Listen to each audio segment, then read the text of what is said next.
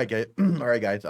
This is a fucking video of GTA 6, the most important Unreal Engine 6 revealed and more from no one else but Gameranx. I didn't know the name. Um, this is the most updated information I have. It was 6 days ago, literally just 6 days ago. I'm gonna put this subtitle in Spanish for my Hispanic viewers. So let's get to it, man. Let's do it. Hey folks, today is Friday, May 29th, 2026. As usual, my name is Jake Baldino, here to talk about all the video game news that has been going on this week. Quite a bit to chat about. So first, of course, we're in Grand Theft Auto season. The first news story does involve Take-Two suggesting that review scores do matter for Grand Theft Auto 6. Might sound obvious to you, might not, but there has been a lot of conversation around the game being such a juggernaut that is it at the point where it's like, who cares what the reviews say? Well, Strauss Zelnick, of course, head of Take-Two, which is publishing Grand Theft Auto. Dude, I mean, this game is so fucking powerful, even though it's not even out yet. Just because the game exists, dude, I mean, when this game comes out, no other game is going to matter, bro. For sure. Says that, quote, of course, critical reception is important, suggesting that it matters as much today as, quote, it has in the past. This comes from The Game Business, a great website and newsletter reporting on this. They asked Strauss Zelnick about these review scores, and I do think it's interesting because I am more of the mindset that, like, I don't think review scores matter too much for this game, specifically the mainstream hype, the immense amount of people that He's kind of right, though. I mean, it doesn't really matter if you're IGN. IGN doesn't really give much feedback or like a good background of feedback to be acceptable, to be actually valid. They gave Cyberpunk a 7 when it's actually a 9 or a 8 at least. They gave Crimson Desert a 7. Most people like it now. I don't know what's going on. I mean, a lot of reviews are being stupid by IGN, being done stupidly. Sorry. Are excited for this game that don't read reviews. I think there is still a chance that like Grand Theft Auto 6 is still good either way in terms of selling some stuff. And I say that as somebody who like reviews games. A big part of my job is my critical thoughts and opinions on video games. But I'll be the first to admit it's just about consumer products. It doesn't matter that much at the end of the day. But Strauss Zelnick said, and I quote, Rockstar scores are typically in the mid-90s, sometimes high 90s. Not many games can say that, and that's a reflection of Rockstar's commitment to quality. Blah, blah, blah, blah, blah, of course. But the Game Business goes to point out, specifically with old head in games media, Dan Dawkins from Future Publishing, that we're 13 years past the release of Grand Theft Auto 5, and the media landscape has changed, suggesting that social media matters a lot more. Social media is louder, noisier, more divisive, and that's going to be a factor as well. And I totally agree. He also suggests that like the way it goes now is that it's common that there's just going to generally be more dissenting voices, just because of the sheer volume of the amount of voices. So look, I don't think review scores are going to matter too much personally. I think unless it's like the game is an actual disaster and people start seeing red flag review scores of like 4 out of 10 or something like that. But like, let's just say that if that doesn't happen, I don't think the differences between a couple of 8s and 9s and 10s is really going to matter too much to Rockstar and selling this game. I do think perception is everything, and especially in the social media age, where if Grand Theft Auto 6 isn't that good, I think people are going to flock more to Instagram Reels, TikTok, Twitter reactions to see what's really going on with the game. That's not to downplay the importance of review scores, but I think review scores and stuff like that really comes down to core gaming audiences. The Game Business on their site do list some interesting facts and figures about the importance of reviews factoring into people's purchases. It's like data sourced from the ESA and stuff like that. If you want to check that out, that is pretty interesting. But I do lean on the side that I think Grand Theft Auto 6 is so big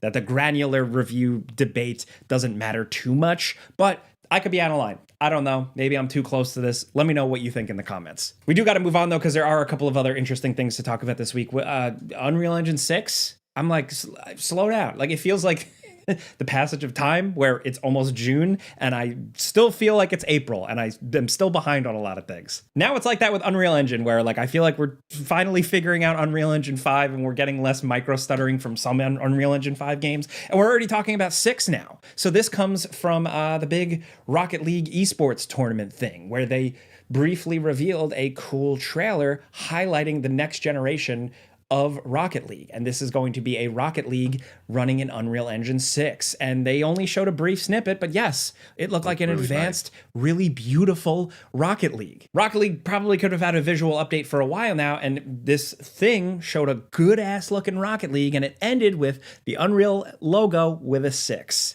That's all we really have right now. It might seem like an interesting way to like first unveil Unreal Engine 6 to some people, but when you think about it, Psyonix, of course, is owned by Epic. Epic makes Unreal. They seem to have a pretty tight relationship. And honestly, I think sometimes it is kind of cool and kind of creative to just showcase a new game-making tool set with the reveal of a new game, more than just big, long, drawn-out tech demos about lights and rocks that your average person doesn't really care too much about, and we're honestly not going to see some of those features in those games anyway, but I digress. I think here with Unreal Engine 6, where we're actually going to hear some more information is probably at a State of Unreal event, which I did Google when the next one is, and it looks like there is a State of Unreal very soon, June 17th in Chicago. So maybe we're going to hear more then. All the big heads are there doing talks, like Tim Sweeney, the head, is there. So maybe we'll hear more about that. Maybe Unreal Engine 6 is still really far off.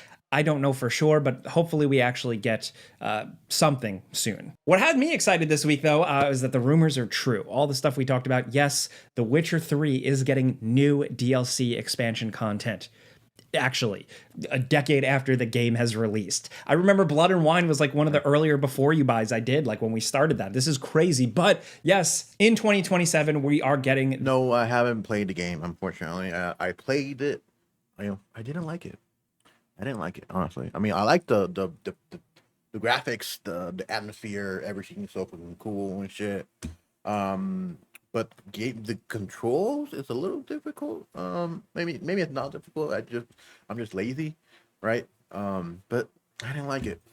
I mean, I can give it another go at least, but most of my friends love this fucking game, so why not? The Witcher 3 expansion called Songs of the Past. All we got is this cool splashy image featuring Geralt holding not 2 swords, but 3 swords. This third mystery sword is apparently going to tie into the story, and CD Projekt Red did kind of suggest that this is going to be more of a larger expansion in line with something like a Blood and Wine. And I am so curious to see how this is going to go down when it takes place within the context of The Witcher 3. Are they going to use this as some brand tie-in to tie into The Witcher 4? We don't know for sure, but we know this is being co-developed by Fool's Theory, another Polish studio that is working with CD Projekt Red. They're currently working on the remake for The Witcher 1, if you forgot that was a thing. So they're doing that, and they're also doing this, so I think it's an interesting way to see them prove themselves, but I just hope this is cool. And if anything, I think it's just really interesting to look at the response to this, the excitement for this, now the anticipation for this, because of the long tail that The Witcher 3 has had. Yes, they've re-released it quite a bit, but like they got it running on Switch. They've done modern console releases. So like, yes, you can argue that they've milked it, but they've stretched it out this long. And it's just so interesting to me that they're releasing a DLC now over 10 years later, and everyone's just like collectively, okay, cool. That doesn't happen with a lot of games. So, I mean, same thing happened with Skyrim. They milked it the fuck out of Skyrim. I wish they would pull out a DLC out of their asses and give us a DLC for Skyrim, even though it already has 3 awesome DLCs, one better than the other ones, of course. But I'm down for another DLC for Skyrim. Hell yeah.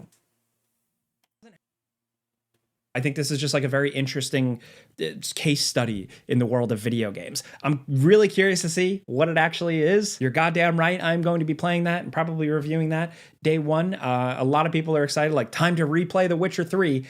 When? How? How do we have time? That being said, we're probably going to hear more later in the summer, and again, it releases at some point in 2027. Also, catch this. This is insane. Star Citizen now has officially hit $1 billion in lifetime funding. That is a mind-boggling amount of money. Video game development gets more expensive, timelines get longer, but the longest timeline and the most expensive thing ever really has got to be Star Citizen. This is nuts. Variety said, and I quote, it has reached $1 billion in lifetime funding before formalizing a release date for its full commercial launch. Wow. Yes, that is because the game was originally targeting a 2014 release. And I know this is like a running meme now at this point that Star Citizen has been running for so long, and it's still not really a full completed game. It hasn't delivered everything yet, and people are spending a lot of money on this thing, on virtual ships that they can't always completely access in every situation yet. Look, things have gotten better for this, but I still think this is really interesting. They must have tapped into something that I don't understand. We've been talking about Star Citizen for over a decade, and like people have dunked on it. I am not going to tell people how to spend their money. They're adults. This is wild. I don't really have anything else to add. I hope it actually comes out eventually, just as like a Mark Hamill enjoyer. The fact that they hired Mark Hamill and like Gillian Anderson, like a bunch of people to be in the single player thing for this game, Squadron 42.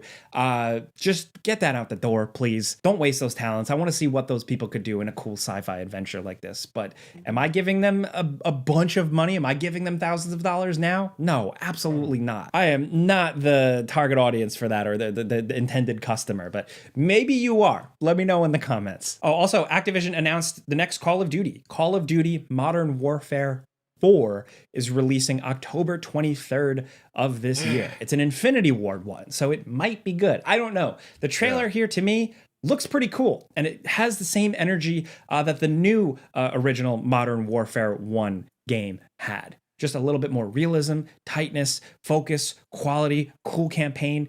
That's what's suggested here, but I'm going to actually have to play it and see it to believe it, because Black Ops 7 was kind of rough, man. I think that's definitely not a hot take. But then also, like, we had the Modern Warfare 3 thing, which felt like just a big waste of time. So hopefully we're back on the right foot here.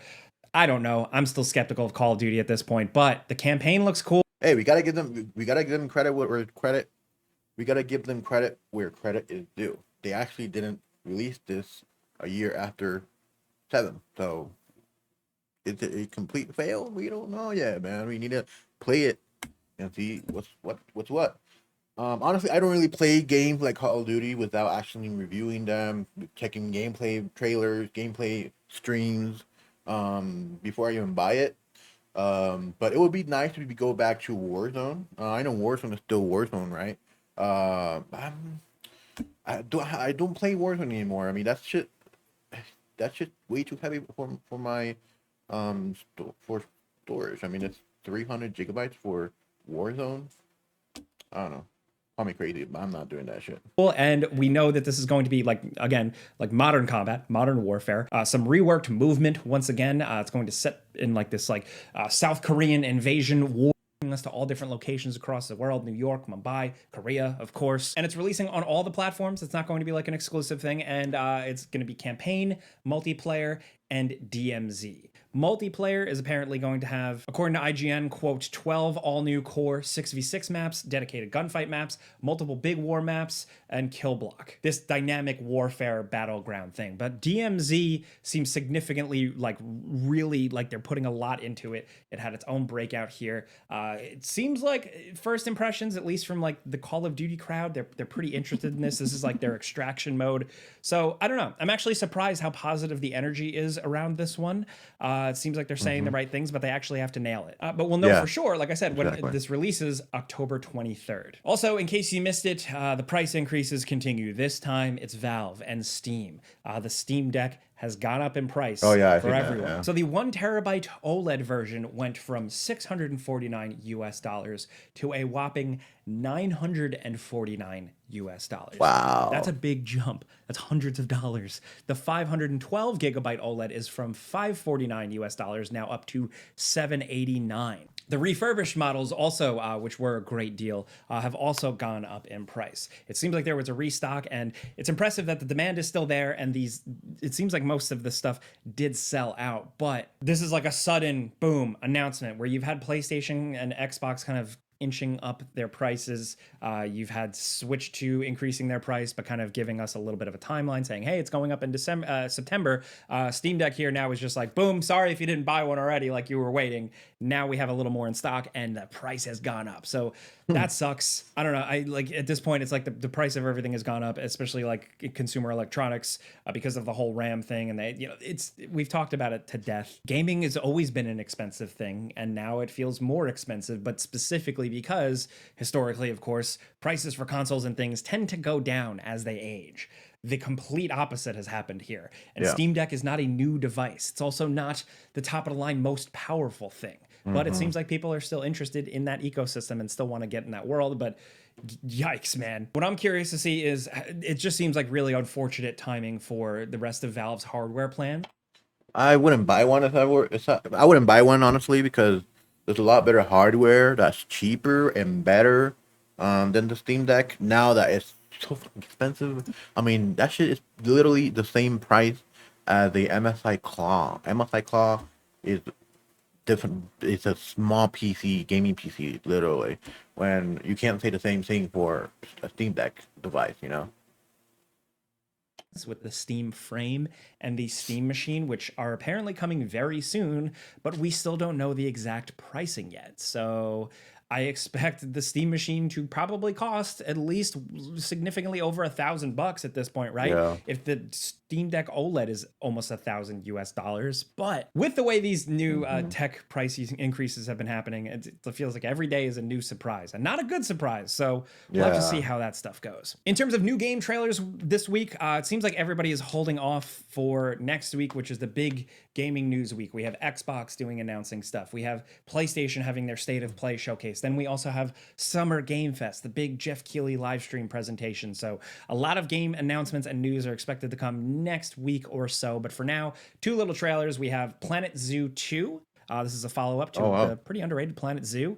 Also, BeamNG Drive, or however you say it, BeamNG.Drive. I never know how to say these games, but I do watch the clips on Instagram Reels of cars crashing. This is finally on console. This has been a very PC thing for a while, and it's cool that they are giving the community seemingly what they want here, man. And in terms of new games releasing, big one this week. It's been quite some time, but Mina the Hollower is releasing the 8-bit style game from Yacht Club Games. These are the people behind Shovel Knight, which of course is a legendary game. So this is a bit of a different style, different type of game, but people have been waiting for this one for a while. And so far right now, looking at the Steam reviews, it is positive. So hopefully it's Yacht Club Games once again doing their thing. We're going to try and check this out at some point. Also released this week, 007 First Light. I reviewed this. I did the before you buy, and I really enjoyed it. My bias is that I love James Bond games, and I've been dying for a new one, and I love the Hitman games. And First Light is a really good, just big, bombastic AAA action adventure game. It's got some silliness. It's got some flaws for sure. It's not perfect, but for me personally, it was just what the doctor ordered. I loved playing it. So I might play it once I get a job. Of course, I might buy it. But I don't know. I mean, paying for a 60-hour gameplay. Check out our full video, linked in the description down below. All the stuff I talk about is linked in the description down below. But that's what I got for you this week. So let me know in the comments what you think about everything we talked about, from Grand Theft Auto 6 review scores. Do they really matter? Do you care? Let's talk about that. Let's talk about anything Grand Theft Auto 6. I really hope we get more news about the game actually soon. But let me know what you think about Unreal Engine 6. We're still on 5. Let's just focus on that. But let me know what you think about that, the Witcher 3 expansion, what you expect from something like that. Did you get a Steam Deck in time? Have you had one for years? Were you waiting to get one and now you got screwed? Let's talk about that. Anything down in the comments. You can always also yell at me directly on social media, Instagram, YouTube, at Jake Baldino. Just search my name, Baldino. Big thanks to the sponsor, Falcon Northwest, of this video. Pinned link in the comments. Okay, yeah, let me know. Really good review. I loved it. You like this reaction? Don't forget to comment, like, and subscribe. I'm gonna have to fix it because this is half of the video doesn't have an audio, so fuck me, I guess.